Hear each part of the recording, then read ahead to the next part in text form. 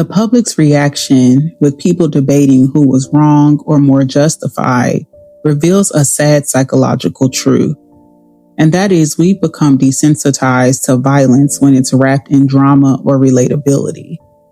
This case exposes a modern sickness, and that is how audiences consume tragedy like entertainment, reducing human life to a storyline. People pick sides and use bullying narratives as fan commentary and not moral reflection.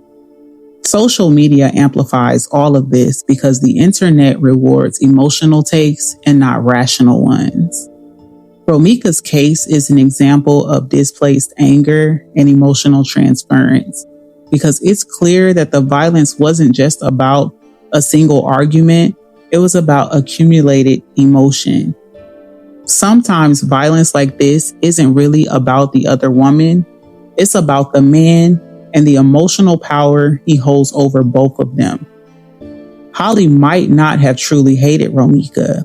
She probably hated the feeling of rejection, insecurity, and loss of control that Romeca's presence represented.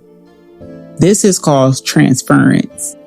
Redirecting anger and shame about one person being the man towards another being the rival or Romeca, making someone else the target of emotions that really belong to a deeper issue like rejection or low self-worth. It's an unconscious way of saying, you're the mirror of everything that hurts me, so I'll destroy you. And that's what makes crimes like this between two women tied to the same man often emotionally symbolic and deeply personal.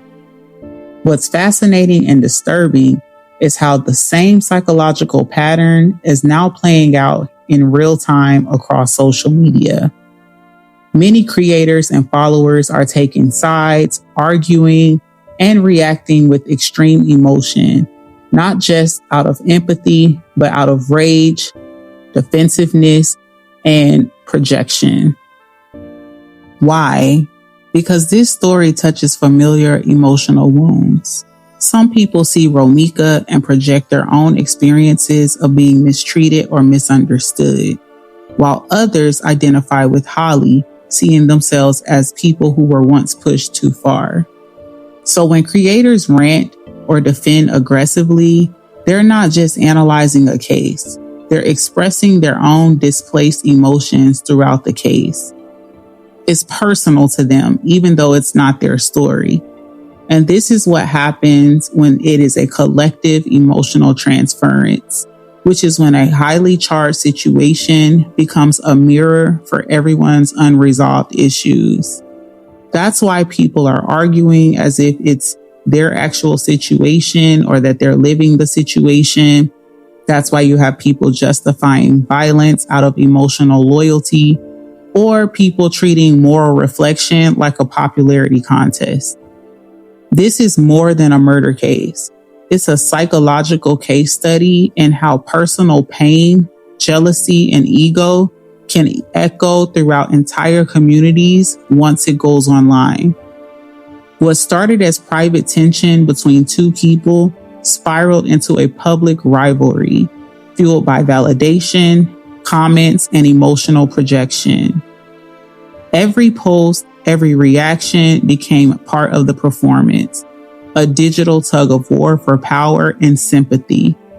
And now that it's turned tragic, we're watching those same emotions ripple outward.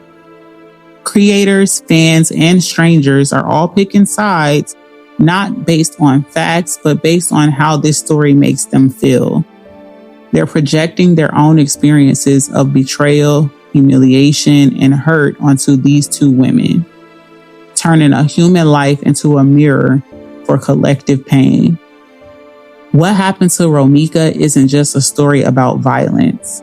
It's a warning about how unhealed emotions and online validation can collide in real life with irreversible consequences. Respectfully.